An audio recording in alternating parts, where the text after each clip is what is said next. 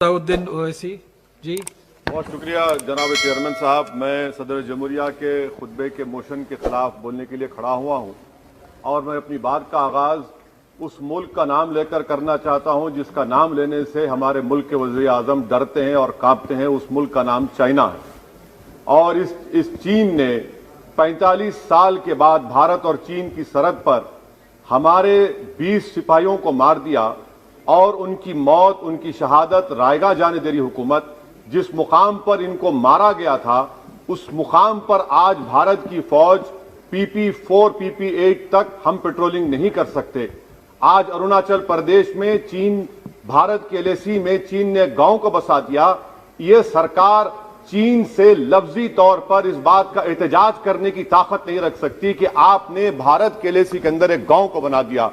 नकुला सिकम में चीन घुस रहा है। आखिर क्या डर है उस हुकूमत को और खास तौर से वजीर आजम को कि वो चीन का नाम लेने से डरते हैं? भाई, मुल्क की सलामियत का मसला है। मुल्क की जमीन पर चीन कब्जा करते जा रहा है और भारत के वजीर आजम चीन का नाम नहीं लेते। मैं उम्मीद करता हूं कि जब वजीर आजम अपना रिप्लाई देंगे तो वो हिम्मत दिखाएंगे और चीन का नाम लेकर कहेंगे कि चीन यहां पर इन जगहों पर घुसा हुआ है। सर, चीन आज भी अपना इंफ्रास्ट्रक्चर बढ़ा रहा है, वहां पर फौज को बढ़ा रहा है। मैं सरकार से जानना चाहता हूं कि जब बर्फ पिघल जाएगी दोबारा चीन हमला करेगा भारत की फौज पर, तो आप इसके लिए क्या तैयारी कर रहे हैं? और सर, मैं ये तकरीर इसलिए भी कर रहा हूं क्योंकि मैं एक आंदोलन जीवी हूं। मैं एक आंदोलन जीवी हूं, मुझे उसका फख्र है, इसलिए मैं खुल के बोल रहा हूं। अल्फाज छाप कर, किसी से डर कर बोलना मेरी फितरत में नहीं है। अफसोस तो इस बात का होता है सर कि जिस जगह पर हमको इंफ्रास्ट्रक्चर बनाना था हमने टिकरी पर बना दिया। जिस जगह पर हमको वो इंफ्रास्ट्रक्चर बनाना था हमने सिंगूर में बना दिया। जो इंफ्रास्ट्रक्चर की जरूरत थी हमने गाजीपुर पर बना दिया, अरुणाचल प्रदेश में नहीं बनाया। आखिर हो क्या रहा है? क्या किसान से जो बर्ताव किया जा रहा है वो ऐसा लग रहा है कि वो चीन की फौज बनी हुई है और जो चीन की फौज से बर्ताव किया जाना था आप किसानों से कर रहे हैं? तो मैं इस हुकूमत से जानना चाहता हूं कि इंफ्रास्ट्रक्चर और ये किसानों से क्यों जुल्म किया जा रहा है? सर, यहां पर ये तीनों कानून को लेना पड़ेगा वापिस, आपको आपकी अना को थोड़ा मिटाना पड़ेगा और तीनों कानून को वापस लेना पड़ेगा। सर, यहां पर मेरे को साहिर लुधियानवी का एक शेर याद आ रहा है। मैं साहिर लुधियानी के साथ माजरत के साथ उस शेर में तरमीम करके कहना चाहूंगा कि जो मौजूदा हालात पर के साहिर लुधियानी का शेर को थोड़ा तब्दील करके कि चीन पर करम, किसानों पर सितम, रहने दे थोड़ा सा भरम, ऐ जाने वफा ये जुल्म ना कर। ये साहिर लुधियानी ने कहा था। हाँ, आपसे पूछ के करेंगे क्या? आप तो टुट्टे शायर हैं, ना शायरी आती आपको, ना ज़ौक़ है, ना कुछ है, बोले जाते हैं क्या क्या बोलते हैं आपको ही मालूम। बहरहाल सर, ये जो किसानों का कानून है इसमें क्या काला है? काला इसमें यह है कि इस हाउस को एग्रीकल्चर स्टेट सब्जेक्ट है और कहां लिखा है संविधान में? एंट्री 14, एंट्री 28, शेड्यूल 7 में। और यह फेडरलिज्म के खिलाफ है। केशवानंदा भारती खास तौर पर कहता है कि फेडरलिज्म बेसिक स्ट्रक्चर है। तो यह सबसे बड़ा काला है।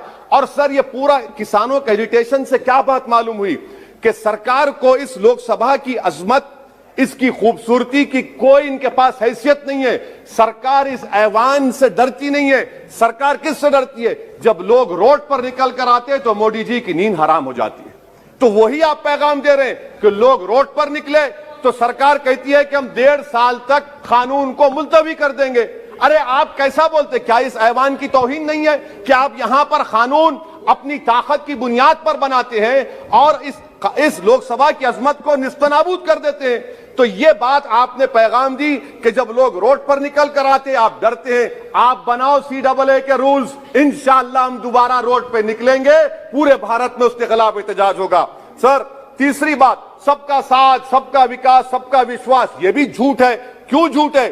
बाबरी मस्जिद के डेमोलिशन का केस आता है, जजमेंट आता है और केस में कहा जाता है कि किसी ने नहीं तोड़ा। अगर सरकार उस जजमेंट के खिलाफ अपील क्यों नहीं करती? एक क्रिमिनल एक्ट सुप्रीम कोर्ट ने कहा डेमोलिशन ऑफ बाबरी मस्जिद को, आप हुकूमत में हैं, आप अपील इसलिए नहीं कर रहे क्योंकि आप अपने लोगों को पैगाम देना चाहते हैं। क्या पैगाम देना चाहते हैं? कि बेटा काशी मथुरा में भी तोड़ दो, हम तुम्हारे साथ हैं। अपील नहीं करना चाहते बाबरी मस्जिद डेमोलिशन केस को। क्या आप इंसाफ पसंद नहीं है? क्या आप मजलूम के साथ नहीं खड़े रहना चाहते? क्या आप जालिमों को जेल में नहीं भिजाना चाहते जिन्होंने 6 दिसंबर को बाबरी मस्जिद को शहीद किया? आपकी खामोशी इस बात का इकरार है कि आप तशद्दुद पसंद है।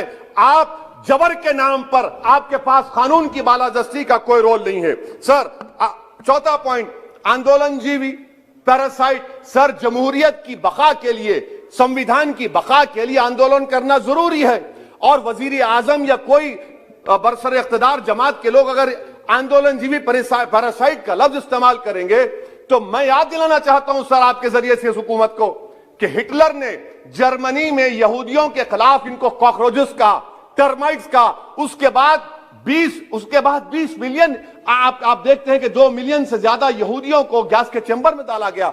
इस तरह के अल्फाज इस्तेमाल करने से क्या आप भारत में वही जर्मनी की तारीख को दोहराना चाहते हैं? और सर आप सुन लीजिए। जी सर, थोड़ा बहुत क्या सर बोलते समय में। हाँ सर, जी सर, आप आगे ना सर, आप प्रोटेक्शन है मुझे, अब तो कोई फिक्र की बात नहीं, और खुल के बोल सकते सर। आप आ गए सर, स्पीकर आ गए सर, अब तो क्या है सर, आप हमारे लिए हैं। सर, यहां पर आंदोलनजीवी, आंदोलन नहीं करना। अरे किसी शायर ने अच्छा कहा था कि जिसमें ना हो इनकलाब, मौत है वो जिंदगी, रूह है वम की हयात, कश्मकश है इनकलाब। सर, अब फॉरेन पॉलिसी पे आ जाइए। किसी ईना मीना डीका ने ट्वीट किया, आपने परेशान हो गए। ईना मीना डीका ने ट्वीट किया, आप खड़े हो गए। अरे कौन सी फॉरेन पॉलिसी है आपकी? भारत के अतराफ में जितने पड़ोसी हैं, चीन हमला किया, कौन सा एक पड़ोसी है जो चीन के खिलाफ बोलता है? बताइए। कोई नहीं बोलता, मुंह नहीं खोलता। श्रीलंका में आप पोर्ट बना रहे हैं, किसके साथ? जापान के साथ। किसको काम मिल रहा था? आपके नूरे नजर को, आपके नूरे नजर को, आपके चहीते नूरे नजर को। श्रीलंका ने कहा हम भारत को नहीं बनाने देंगे टर्मिनल पोर्ट यहां पर। आप बताइए फॉरेन पॉलिसी। सर, नेपाल का वजीर आजम कहता है कि भारत से ताल्लुकात उस वक्त तक बहाल नहीं होंगे जब तक कि भारत नेपाल की जमीन वापस नहीं करता। कहां सो रहे हैं सर आप?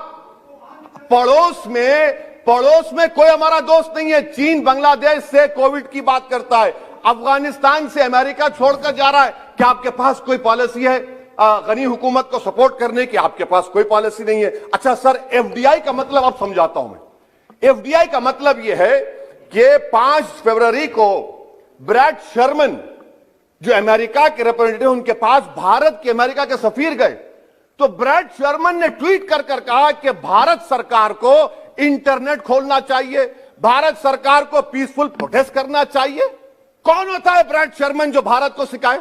ये एफडीआई है। और भारत सरकार का डिप्लोमेट, एम्बेसडर बैठकर उनका लेक्चर सुनता है, और उसके बाद क्या होता? 3 दिन के बाद आप कश्मीर में इंटरनेट खोल देते हैं। ये आप एफडीआई कर रहे हैं, हम नहीं कर रहे हैं। अच्छा, बात कश्मीर की आई। कौन है इम्तियाज, कौन है अबरार, कौन है इब्रार? इनको शोपियान में एनकाउंटर पर मार दिया गया, प्रूव हो गया। और ब्रिगेडियर आरा सेक्टर का जिसने इनको टेररिस्ट कहकर मारा, उसको अवार्ड देते हैं आप। सर, इन मरने वाले कश्मीरियों के लिए कौन रोएगा? क्या वजीर आजम रोएंगे? क्या वजीर आजम रोएंगे? क्या कोई रोएगा? अच्छा सर, एक और बात हाँ, एक और बात आई कि शादी के घर में गुस्सा होता है। अरे ये कौन सी शादी की बारात है कि 18 लाख करोड़ टैक्स मिलता है और 36 लाख करोड़ ये सरकार खर्चती है? क्या शादी कर रहे हैं आप? वाह वाह, माने वाकई में आपकी इकोनॉमिक पॉलिसी को सलाम कि 18 लाख करोड़ टैक्स में मिलते हैं, 36 लाख आप लोग शादी में खर्चते हैं। मुबारक हो आपको, बड़ी शानदार घर है यह शादी का। अच्छा सर, दिल्ली का लॉ एंड ऑर्डर, 1 साल में 3 बड़े दंगे हो गए। एडवोकेट्स पुलिस, उसके बाद CAA का राइट हुए 50 से ज्यादा, उसमें लोग मारे गए। 20 से ज्यादा मसाजिद को नुकसान जला दिया गया। 26 जनवरी। सर, क्या ये सरकार जिम्मेदार नहीं है? 2 मिनट सर, क्या ये सरकार जिम्मेदार नहीं है? आपकी सरकार है, आपका होम मिनिस्टर, आप रोक नहीं पा रहे। आपकी कमजोरी और आपकी नादानी की वजह से, आप में दूरअंदेशी नहीं है, आप उसको अलाउ कर रहे हैं। और फैजान के कातिल कौन है? क्यों नहीं पकड़ा फैजान के कातिल को आपने अब तक? जिन बच्चों को रोड पर मारा जा रहा था, जनगण मन बोला जा रहा था, एक तरफ तो अब तक नहीं पकड़े आप। अच्छा सर, आखिर में मैं आपको बात याद दिलाना चाहता हूं कि इसमें एस्पिरेशनल डिस्ट्रिक्ट्स 11 में से 20 बैकवर्ड डिस्ट्रिक्ट्स नीति आयोग के सीमांचल मुस्लिम डोमिनेटेड है सर। सीमांचल में कटिहार, पूर्णिया, अररिया है। सर, पूर्णिया का एयरपोर्ट सिविल टर्मिनल का काम क्यों नहीं होता सर? अब आ जाइए सर माइनॉरिटीज पर।